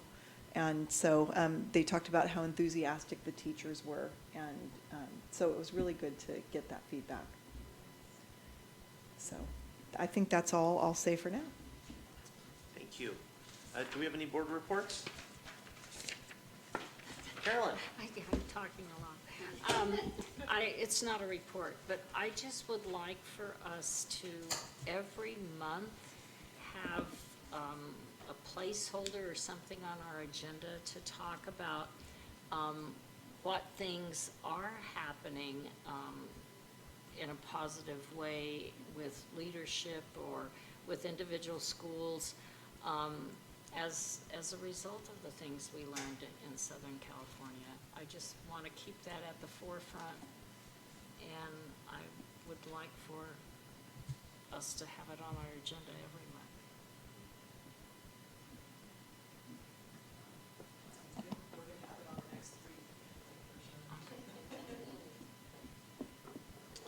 Thank you, Carolyn. All right, item G1, student expulsions. All right, student expulsions. Is there a motion to suspend the expulsion of student AA 1242019 for the fall semester of 2019 for the spring semester of 2019, the 2019-2020 school year? I so move. Is there a second? All those in favor? Aye. Aye. All those opposed? I'm opposed. I'm abstaining because I was not there for the presentation. Sorry about that. Thank you, Ann. So we have one opposed and one abstention. Item 2, is there a motion to suspend the expulsion of student BB 1242019 for the fall semester of 2019 and for the spring semester of the 2019-2020 school year? I so move. All those in favor? Aye. Opposed? And abstentions? And some nice news. Is there a motion to readmit student 0101242019? I'll move. I'd be happy to move that motion. Thank you. I'll second. All those in favor? Aye. Opposed? Abstentions? I was here for that. Good. All right. Is there a motion to deny readmission for student 0201242019 and extend the expulsion through June of 2019? I so move. I'll second. All those in favor? Aye. Aye. Opposed? All right, and ending on a nice positive note, is there a motion to readmit student 0301242019? I'll make that motion. I'll second. All those in favor? Aye. Opposed?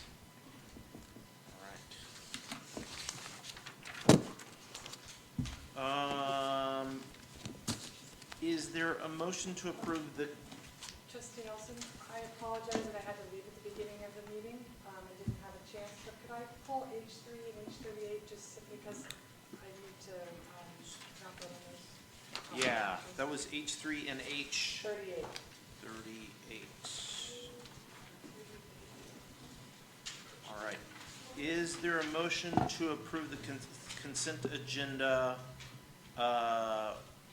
with H3 and H38 removed? So moved. I'll second. All those in favor? Aye. Opposed? All right. So can we speak about H? No, you want to speak, I'm just not going to vote. I'll move approval of H3, ratification of contracts. I'll second. All those in favor? Aye. Opposed? Abstain? I'll also move approval of Zoe. I'll move approval of H38, ratification of agreement with the School of Performing Arts, Arts and Cultural Education. There's. All those in favor? Aye. Opposed? And abstentions? Yes. Trustee Fernandez.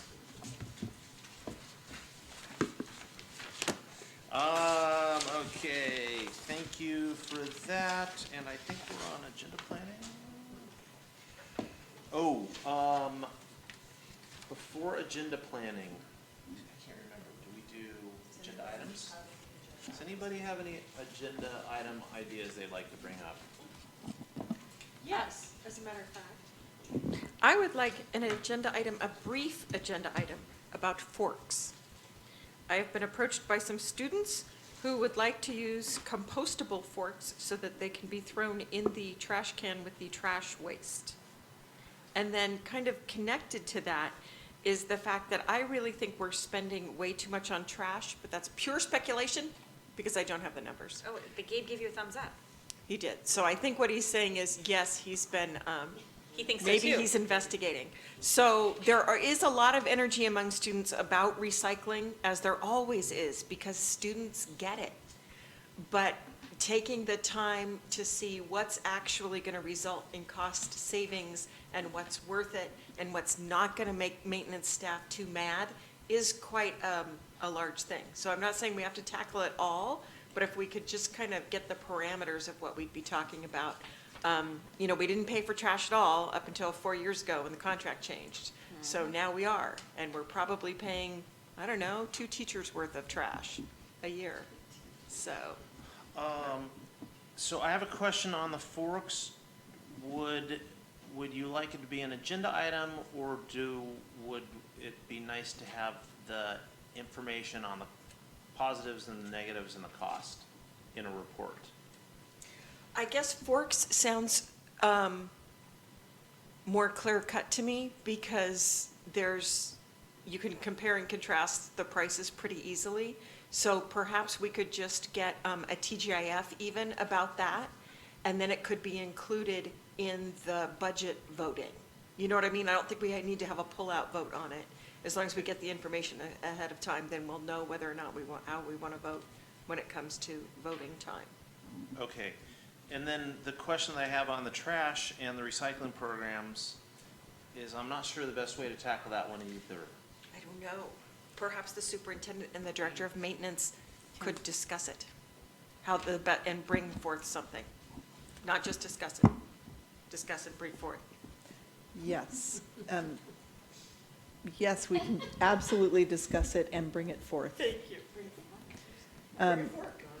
Trustee Mulgard, would March be an acceptable timeline to bring something forth? Forks? To bring Forth? something forks?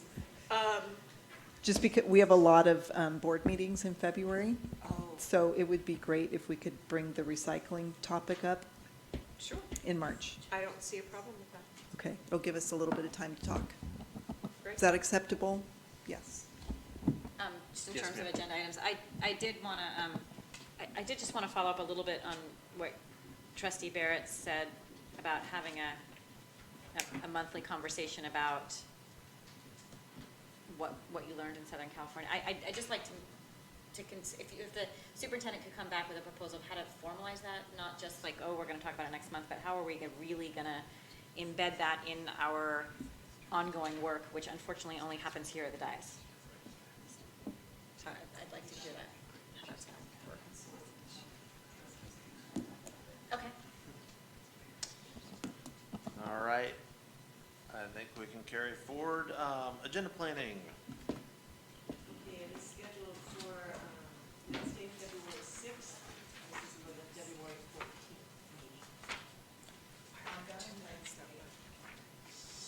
At noon, Deb? At noon, What yes. day did you say? Wednesday, February 6th. I did, I haven't done it in a long time. B and I and Tyler. I think I'm available. Sounds like commitment to me. I mean, somebody else, Carolyn, you want to do it? I thought we just had enough people. No, we only have one. Oh. Doesn't matter, I can do it. No, no, Megan, and you want to do it, Carolyn? Sure. It's like pulling teeth tonight. Okay, so that's Wednesday, February 6th at noon, correct? All right. And we've got 3 meetings. We have one more that we need to agenda plan for or not? We have our board workshop, which I'll work with you and Steve Zweiback to plan. And I thought we had a 3rd in We- February. 28th. And when is agenda planning for that? That's what I was gonna ask you. Will you need agenda planning for that? Yes. What do we have here? We have 3 board meetings in February. 14, 24, 28, is that 14? 21 We have is 14, the 21, workshop. 28. Two board meetings and one 14, workshop? 28 are Yes. board meetings. 14, 21, 21st is a 28. workshop. 14, Every Thursday in February. 14, 21, 28. Yeah. So we need a separate group for that? One of those board meetings will be short. It should, we have the second board meeting in February when the March 15th deadline falls on too close to March 15th, and so we have to add a second meeting. So And then the agenda planning for the 24th would likely, for the 28th, would need to be on the 20th, or the Tuesday, the 19th, or Wednesday, the 20th. Maybe one-on-one.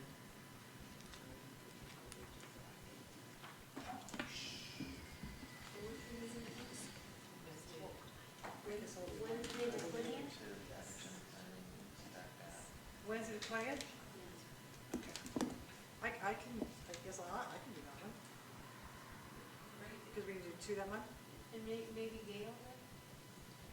So that's February the 20th, is that correct? Yeah, so you can have your one-on-one scheduled at that time, so maybe you could take Perfect. At noon? at noon, yes. And did you say so?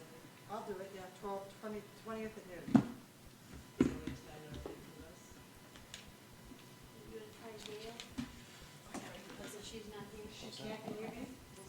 Yeah. I forgot about I know, I was thinking you. Yes.